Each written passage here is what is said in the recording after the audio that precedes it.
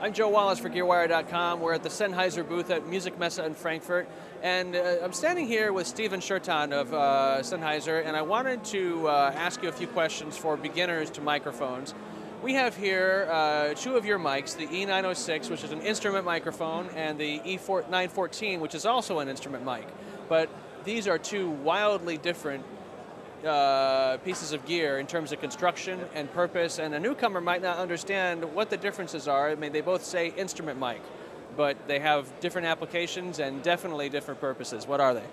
Yes, they have different applications because there are also different instruments on the market.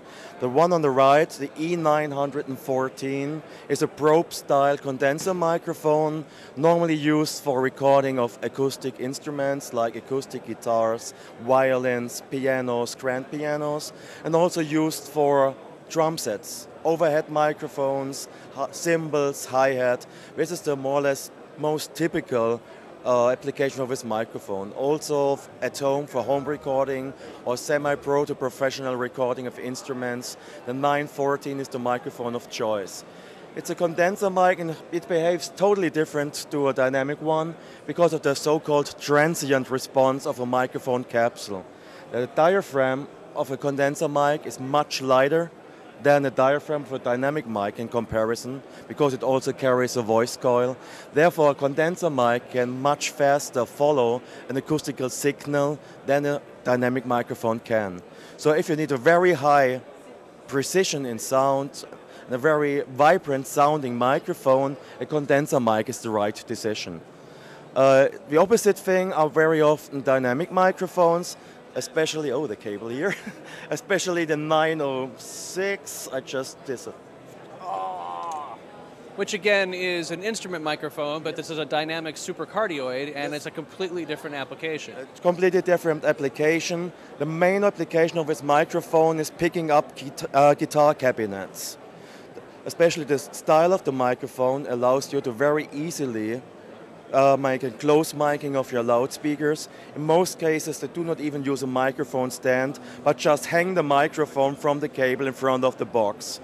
And because of its shape, it can touch the screen of your loudspeakers very easily, and it doesn't flip around.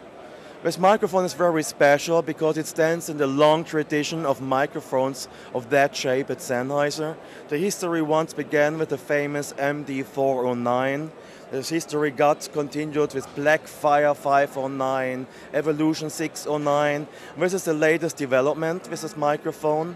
It offers you an internal switch for different sound characteristics.